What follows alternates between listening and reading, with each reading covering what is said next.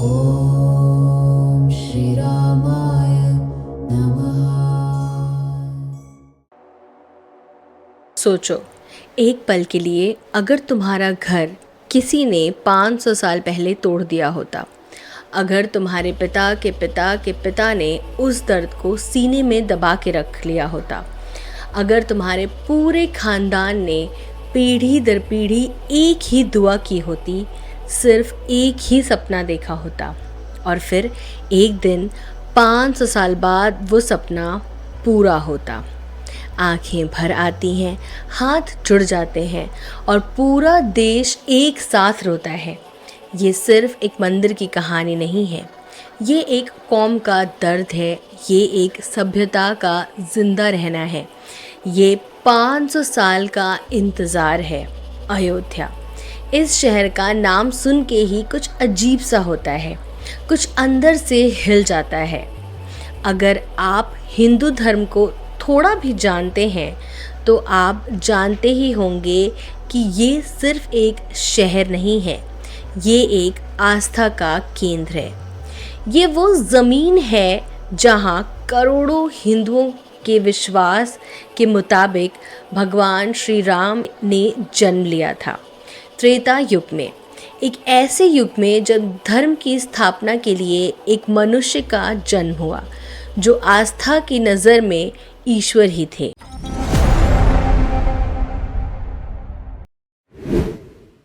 पंद्रहवीं और 16वीं सदी में जब मुगल साम्राज्य हिंदुस्तान में अपनी जड़ों को गहरी कर रहा था, बाबर ने 1526 में पानीपत की पहली लड़ाई में इब्राहिम लोदी को हराया और मुगल सल्तनत की नींव रखी।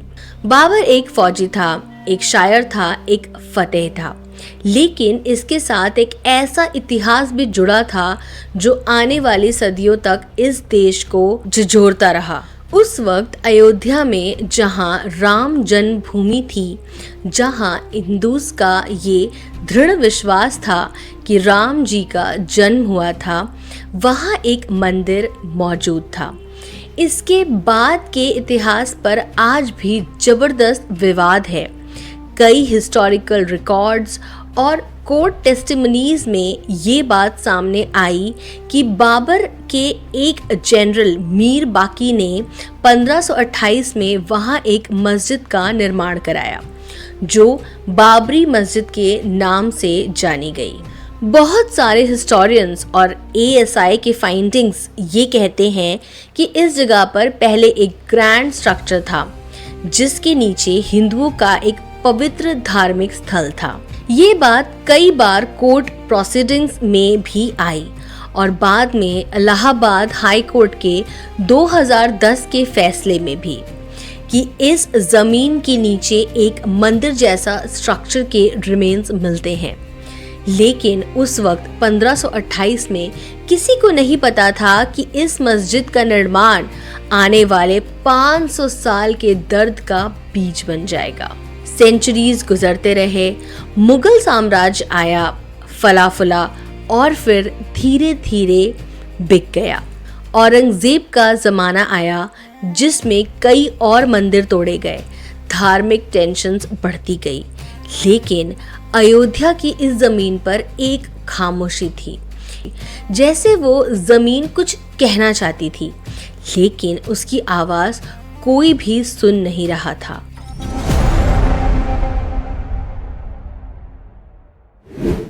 और फिर आए अंग्रेज। ब्रिटिश ईस्ट इंडिया कंपनी ने धीरे धीरे पूरे हिंदुस्तान पर अपना शिकड़ जमाया। 1857 की क्रांति के बाद तो सीधा ब्रिटिश क्राउन का राज आ गया और ब्रिटिश पॉलिसी के बारे में एक चीज़ बहुत क्लियरली समझनी चाहिए, डिवाइड एंड रूल। ये सिर्फ एक फ्रेज नहीं था, ये एक कैलकुलेटेड, डेलिबरेट और बहुत ही खतरनाक स्ट्रेटजी। अयोध्या में पहले से ही हिंदू और मुस्लिम कम्युनिटीज के बीच इस जगह को लेके टेंशन थी। कई हिंदू ग्रुप्स का ये कहना था राम जन्मभूमि उनकी पवित्रतम जमीन है। कई मुस्लिम ग्रुप्स इस जगह को एक मस्जिद की तरह देखते थे और अंग्रेज ने इस डिस्प्यूट को ना सुलझाया, ना ही सीधी तरह इनकार किया। बाकी जगहों की तरह वहाँ भी एक ऐसा माहौल बनाया गया जिसमें दोनों कम्युनिटीज के बीच दूरियां बढ़ती रहीं। 1859 में अंग्रेज ने एक फेंस लगा दी, एक टिन और बैम्बू का पार्टीशन, ताकि अंदर का हिस्सा अलग रहे और बाहर का हिस्सा अलग। नमाज अंदर होती थी और हिंदूस बाहर चबूतरे पर पूजा करते थे। यही एक सोल्यूशन था जो एक्चुअली एक टाइम बॉम्ब था। ना किसी का इल्जाम मिटा, ना किसी का हक मिला, बस दोनों को अलग कर दिया गया एक दीवार से। और ये दीवार कई सालों तक, कई देशों की दुनिया तक एक ऐसा जहर बन रही थी जिनको कोई नहीं मिटा सका। ब्रिटिश ज़माने में कई बार राइट्स हुए, कई बार खून बहे, लेकिन कोई परमानेंट सोल्यूशन नहीं आया।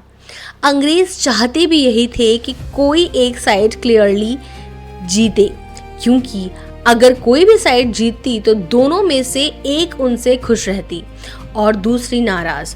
उन्हें दोनों को कंट्रोल में रखना था, तो वो करते रहे जो करने के लिए लाए थे, रूल, डिवाइड एंड रिपीट।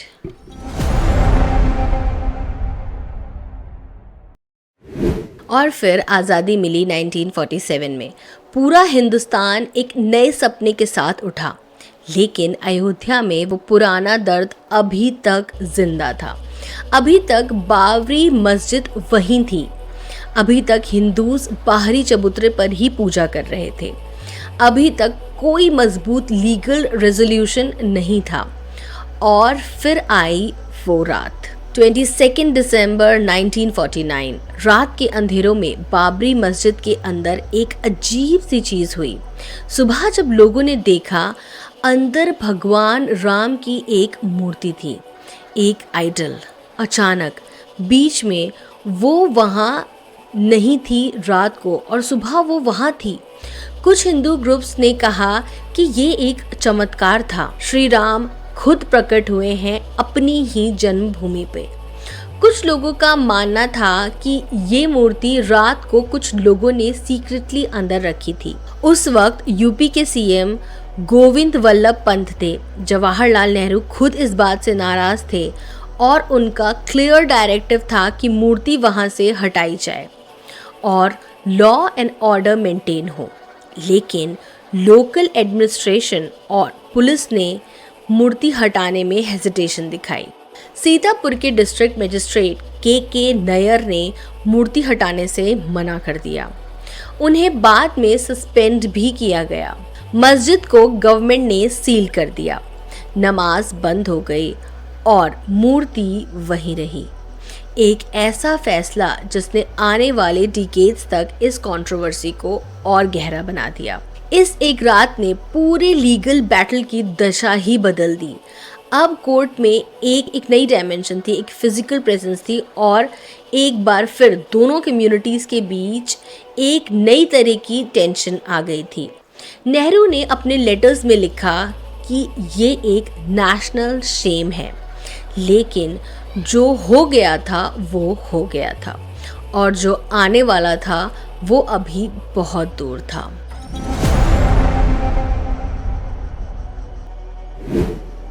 – 1949 के बाद ये मामला कोर्ट में चला गया और फिर शुरू हुआ एक ऐसा सिलसिला जो डिकेड्स तक चला। मूर्ति अंदर थी, मस्जिद सील थी, और दोनों साइड्स सुन्नी वक्फ बोर्ड और हिंदू ग्रुप्स अपने अपने दावे लेकर अदालत में आए। 1950 में गोपाल सिंह विशारद ने एक सिविल सूट दाखिल किया रामलला की पूजा का अधिकार मांगने के लिए। फिर निर्मोही अखाड़ा ने अपना क्लेम दाखिल किया। फिर सुन्नी सेंट्रल वक्फ बोर्ड ने अपना कई सालों तक कई दायरों में ये केसेस घूमते रहे। एविडेंस दिए गए, विटनेसेस बुलाए गए, आर्कियोलॉजिकल सर्वेस की मांग की गई, और बीच बीच में पॉलिटिशियंस ने इस इशू को अपनी अपनी ज़रूरत के हिसाब से यूज़ किया, कभी दबा के, कभी उठा के। कांग्रेस के ज़माने में बहुत सारे हिंदू ग्रुप्स और बाद में बीजेपी का ये मानना था कि इस मामले को डेलिबरेटली स्लो किया गया। कई लॉयर्स ने जो रामलला की तरफ से लड़ना चाहिए था या तो केस नहीं लिया या फिर बहुत पैसिव रहकर काम किया। ये एलिगेशन है, वेरीफाइड कॉन्स्पिरेसी नहीं, लेकिन ये एक ऐसी सेंटिमेंट है जो बहुत बड़े लेवल पे एग्जिस्ट करती है। सच ये था कि डिकेड्स तक कोई फाइनल डिसीजन नहीं आया। एक जनरेशन का दर्द दूसरी जनरेशन तक ट्रांसफ़र होता रहा और जब जब कोई उम्मीद जागती, कोई नए स्टे ऑर्डर आ जाता, कोई नया डिले हो जाता या एक ऐसा दर्द था जो टाइम के साथ और गहरा होता ही जाता।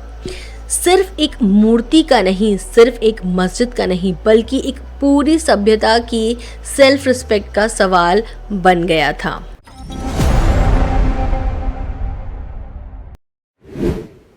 (1980) के दौर में इंडिया एक अलग तरह के पॉलिटिकल अपहेवल से गुजर रहा था।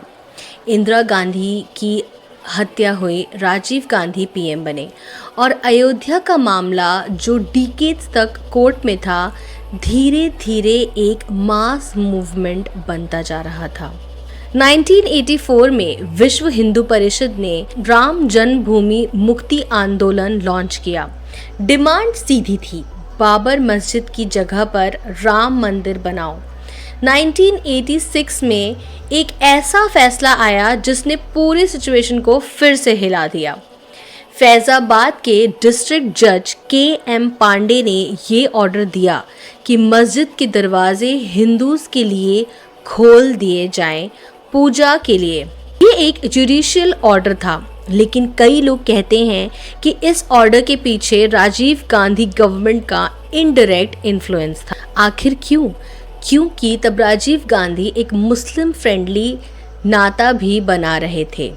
शाहबानो केस में उन्होंने सुप्रीम कोर्ट के फैसले को पार्लियामेंट में ओवरटर्न करा के मुस्लिम पर्सनल लॉ को प्रोटेक्ट किया था। तो कुछ एनालिटिक्स कहते हैं कि राजीव गांधी एक तरफ मुस्लिम अपीजमेंट कर रहे थे और दूसरी तरफ हिंदू सेंटिमेंट को भी मैनेज कर रहे थे।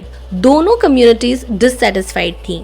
ये वही रास्ता था जो कांग्रेस की सॉफ्ट कम्युनलिज्म की तरफ जाता था और जो उनके लिए आने वाले इलेक्शंस में भारी पड़ने वाला था। तब आया वो मोमेंट जो इंडियन पॉलिटिक्स को हमेशा के लिए बदल गया। एल.के. आडवाणी, बीजेपी के एक और उनका एक प्लान, रथ यात्रा, सितंबर 1990 में। आडवाणी ने सोमनाथ से अयोध्या तक एक रथ यात्रा शुरू की। एक टोयोटा वैन को रथ की तरह सजाया गया। आडवाणी उस पर खड़े होकर गुजरात से उत्तर प्रदेश तक सफ़र करने वाले थे। यात्रा का माहौल एक्स्ट्रॉर्डनरी था। लाखों लोग सड़कों पर आते थे, जय श्री राम के नारे गूंजते थे। पूरे देश में एक ऐसी वेव थी जो पहले कभी नहीं आई थी। बिहार के सीएम लालू प्रसाद यादव ने आडवाणी को अरेस्ट कर लिया। यात्रा बिहार में रोक दी गई, लेकिन जब तक ये हुआ, यात्रा अपना काम कर चुकी थी। पूरे देश में राम मंदिर का इशू एक पॉलिटिकल और इमोशनल फोर्स बन चुका था। घर घर में लोग बात कर रहे थे, क्रोध नहीं, एक अलग ही तरह का इमोशनल सर्च था, एक सेंस ऑफ पर्पस, एक सेंस ऑफ आइडेंटिटी।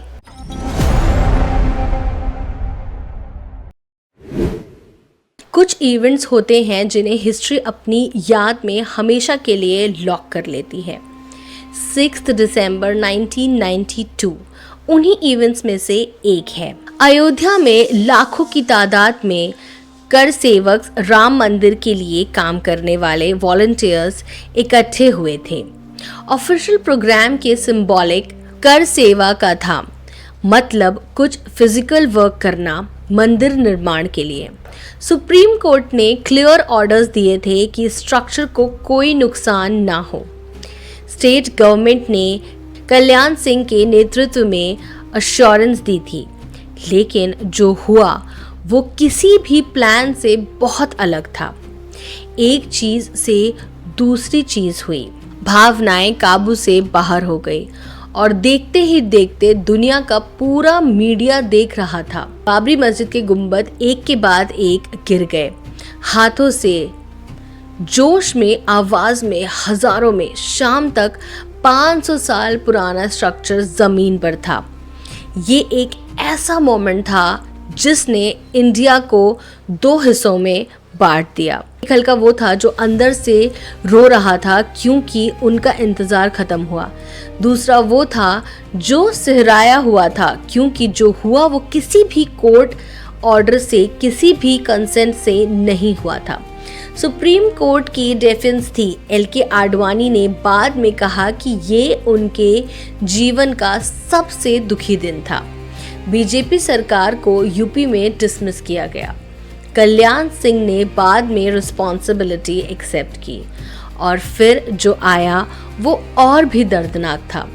पूरे देश में रायट्स बढ़ गए। मुंबई में सबसे पहले भयंकर दंगे हुए जो वीक्स तक चले। हजारों लोग मरे। कई शहरों में कर्फ्यू लगा। एक बार फिर आम इंसान जो ना पॉलिटिशियन था ना कर सेवक था, अपने घर में बंद हो गया और अपने बच्चों को छुपाया और दर्द में रहा। 6 दिसंबर 1992 सिर्फ एक मस्जिद का गिरना नहीं था, वो एक ऐसा वूंड था जिसे इंडिया कई सालों तक फील करता रहा।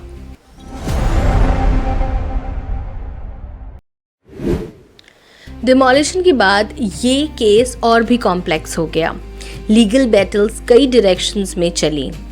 कई क्रिमिनल केसेस फाइल हुए और एक बहुत इम्पॉर्टेंट सवाल उठा, आखिर उस जमीन के नीचे था क्या?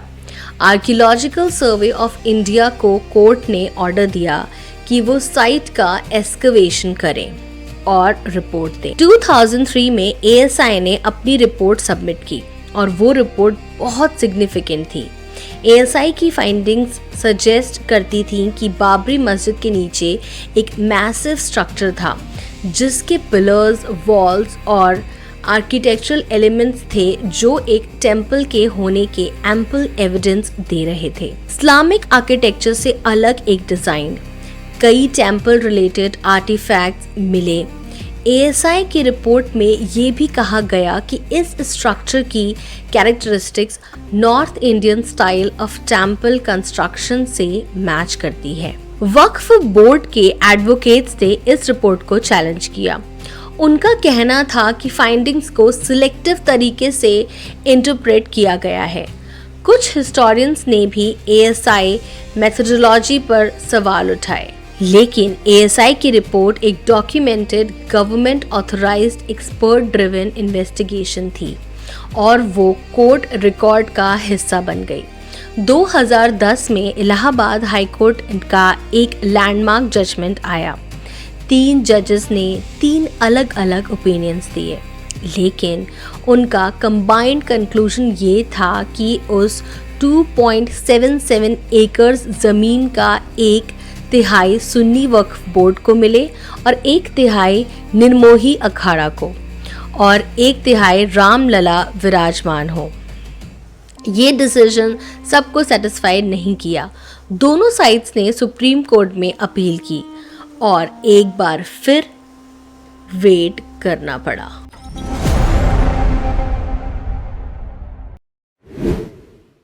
नवंबर 2019 चीफ जस्टिस रंजन गोगोई की अध्यक्षता में 5 जजेस की कॉन्स्टिट्यूशनल बेंच ने एक यूनानिमस 1045 पेज का फैसला सुनाया। एक फैसला जिसे दुनिया ने सुना। सुप्रीम कोर्ट ने कहा कि पूरी 2.77 एकड़ जमीन रामलला विराजमान को दी जाएगी। मंदिर निर्माण के लिए एक ट्रस्ट बनाया जाए। सुन्नी वक्फ बोर्ड को अयोध्या में ही किसी दूसरी जगह 5 एकड़ जमीन दी जाए मस्जिद बनाने के लिए। कोर्ट ने यह भी क्लियरली कहा कि बाबरी मस्जिद का डिमोलिशन एक इलीगल एक्ट था, एक क्राइम था जो शुड हैव नेवर हैपेंड। लेकिन कोर्ट ने यह भी कहा कि मुस्लिम कम्युनिटी को पूरी जमीन से वंचित करना सिर्फ ऑक्यूपेशन के आधार पर सही नहीं होगा। तो एक ऐसा जजमेंट जो लीगल और हिस्टोरिकल कम्प्लेक्सिटी को एक्नॉलेज करता था। दोनों कम्युनिटीज के लीडर्स ने पब्लिकली इस फैसले को एक्सेप्ट किया। मुस्लिम लीडरशिप ने कहा कि वो मस्जिद के लिए दूसरी जगह एक्सेप्ट करेंगे। हिंदू कम्युनिटी में एक अजीब सा सुकून था। आंखों में आंसू थे, हाथ जुड़े हुए थे। कितने कर सेवक थे जो इस दिन का इंतज़ार करते करते दुनिया से चले गए। उनके खानदान के लोग टीवी स्क्रीन के सामने रोते हुए बैठे थे।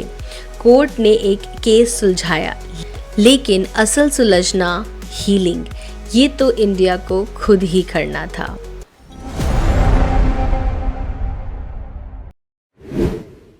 सुप्रीम कोर्ट के फैसले के बाद श्री राम जन्मभूमि तीर्थ क्षेत्र ट्रस्ट बनाया गया।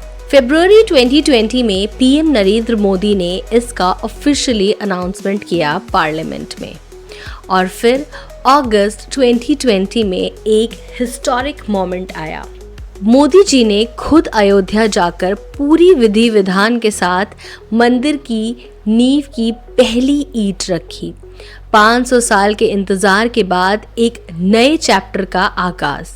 लोग रोते रहे, पूरे इंडिया में घरों में दिए जले, सोशल मीडिया पे इमेजेस बढ़ती रहीं। कुछ लोग खुश थे, कुछ लोग अनकंफर्टेबल थे, लेकिन ये एक फैक्ट था, कंस्ट्रक्शन शुरू हो रही थी। मंदिर का डिजाइन अद्भुत था। नागरा स्टाइल ऑफ आर्किटेक्चर में तीला पोरू सिंक सैंडस्टोन से बनाया हुआ। कोई आयरन या स्टील नहीं, सिर्फ स्टोन और ट्रेडिशनल मटेरियल्स। मंदिर की ऊंचाई 161 फीट 70 एकर्स में स्प्रेड एक ग्रैंड कॉम्प्लेक्स, 7 मंडप, शिखर घाट, एक ऐसी स्ट्रक्चर जो सेंचुरीज तक टिकी रहे, जैसे कि अंगकोर वत टिकी हुई है, और कंस्ट्रक्शन रिकॉर्ड स्पीड में हुआ। जब दुनिया देखती रही तो अयोध्या बदल रहा था।